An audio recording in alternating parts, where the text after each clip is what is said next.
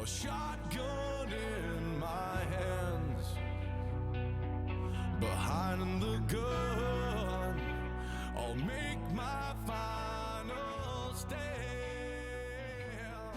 What's going on, guys? Grey Wolf here. I am wanting to do another interview. This interview is going to be a little bit different compared to other ones that I've done in the past. Reason being, I'm actually interviewing somebody that I like to call an EOD specialist. I'm here with Justin Murray, call sign Lefty. Lefty comes out here with all different types of unique items to run on the field to help him get the edge over other players.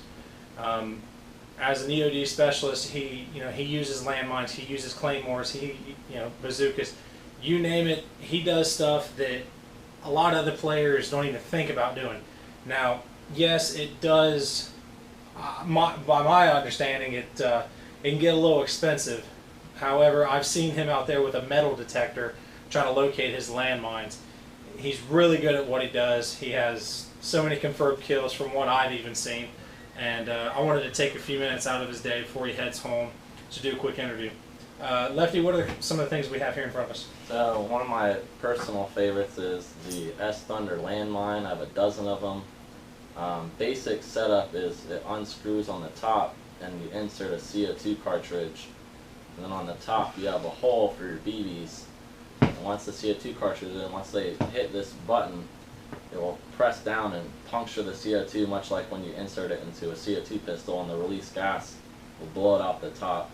Some of the other things I've used as ammunition are cheap 12 gram BBs, breadcrumbs to give a more of a dirt explosion, and then sometimes at night I use sugar and white powder mixed with glow powder to give it a midnight kind of spark to it. And then the kind of less seen one is a Claymore. I have ones that use tripwire. I have a piece that I cut off, and mine also have remote control detonators that work from about 50 to 100 feet away. And this little switch to the top, the remote will kick it forward and flip the latch down, and it expels the bees with a mini trampoline. Same thing with the wire hitting it, pulls the lever forward and drops the trapdoor forward. And then one of the new ones that come out within the last year or two is the tag rounds.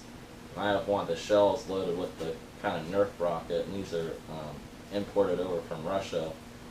And these fit your standard 40 millimeter grenade launchers, but kind of one of my claim to fame to around here is my full-scale bazooka that I load them into. And on a realistic, warm fall day, you can reach anywhere from about 150 to 250 feet. The problem with it is the green gas. When it's cold, it doesn't work as well, and sometimes the pressure gets too high to where it won't function if you try to overload it. Those are a little bit more finicky. These kind of work spot on every time someone hits them. These are about 75% of the time someone clips them, because sometimes the bolt is locked too hard for it to go forward.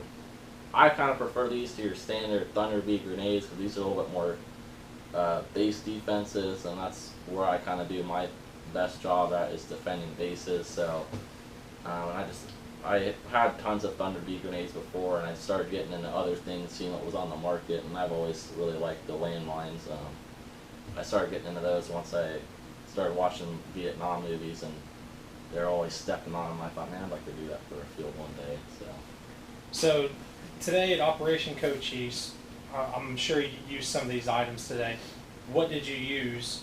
How did you rig them up, and did you get any actual confirmed kills on them? The one that we used the most today were the tag shell and the landmine. The landmines we put on our main pathway. There's only one solid path back to our base, and I alternate mine in left-right steps.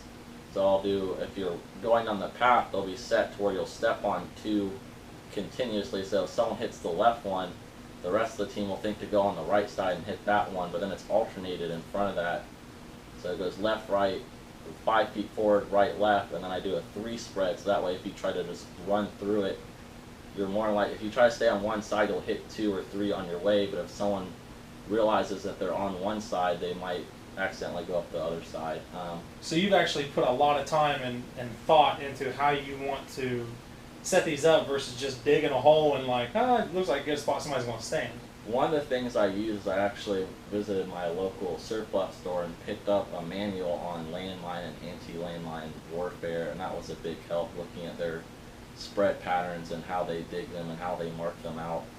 That was a really helpful thing that helped me get into it. And I actually had some things on Claymores, but the main thing was obviously the landmine layouts and how to bury them correctly to where they don't wobble, how to cover them with leaves. And what I generally do is I take dirt and leaves from around the area and spread it onto the path over top of the mines and over the path so you can't see where I just covered the landmine up. We had 4 confirmed kills with this today and 1 accidental suicide on my team who wasn't paying attention to where I was burying.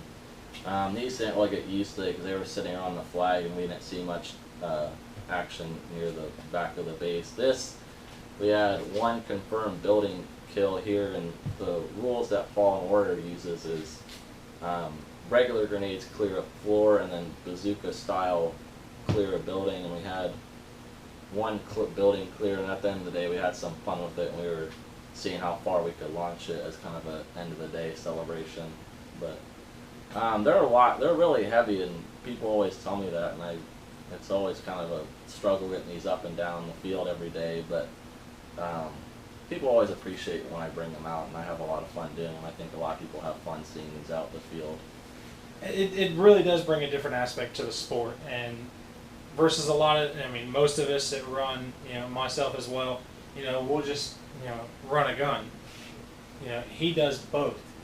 He'll actually come out and take the time, throughout his day to, like he said, he actually bought a manual to go over this. So it's something that he really does enjoy, and, somebody to actually be real strategic about it. I mean, he puts so much effort into this. I mean, I've seen him, lug a shovel up and down the hill. I couldn't tell you how many times. As well as his metal detector. I mean, he's planted so many of these out there before, sometimes he just forgets that's why he's got the metal detector. But, I really do appreciate you going over everything. I will vouch for the tag run. I actually watched it go off today. When it hit the building, the entire building was finished, the 3-story. 3 stories, any buildings are really hard to fight into if you don't have a grenade.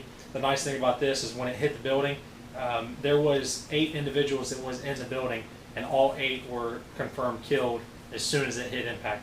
So, he did really well. He got plenty of kills, just on these items, not even including, how many people he killed by shooting.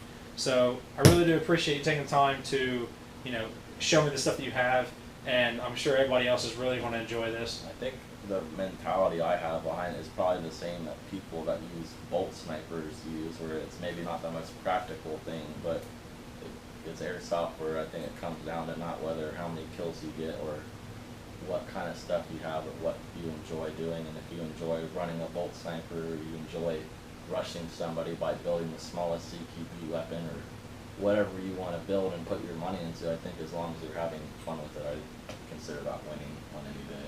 Absolutely.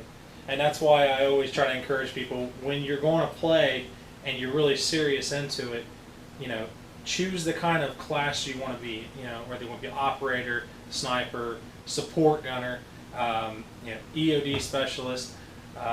There's so many options of how you can play, and that's what makes this sport really nice compared to, not talking down to paintball or anything, but with this, it's more, you have a lot more options, and the games we have a lot more options. Lefty is actually, if anybody that does come out here to Fallen Warrior, Lefty is working on a new all green team. If you guys primarily run green and are kind of interested in being on a team, Lefty's out here all the time. You can get a hold of him on Facebook, get a hold of him on Fallen Warrior. He'll be on there. And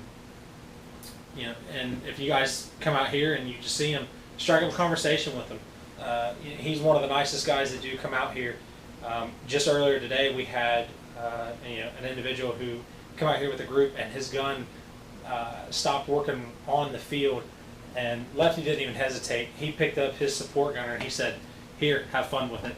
And that is the nice thing about the sport, and people, they really treat each other like it's family. And that's the way we need to continue, that's the way we need to continue this sport.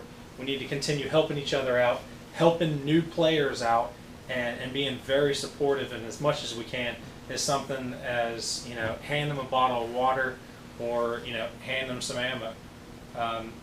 This is a sport that I want to see continue growing, and it's only going to grow if we help each other. Thank you guys for tuning in. Lefty, thanks for taking the time, and we'll see you guys next time, alright?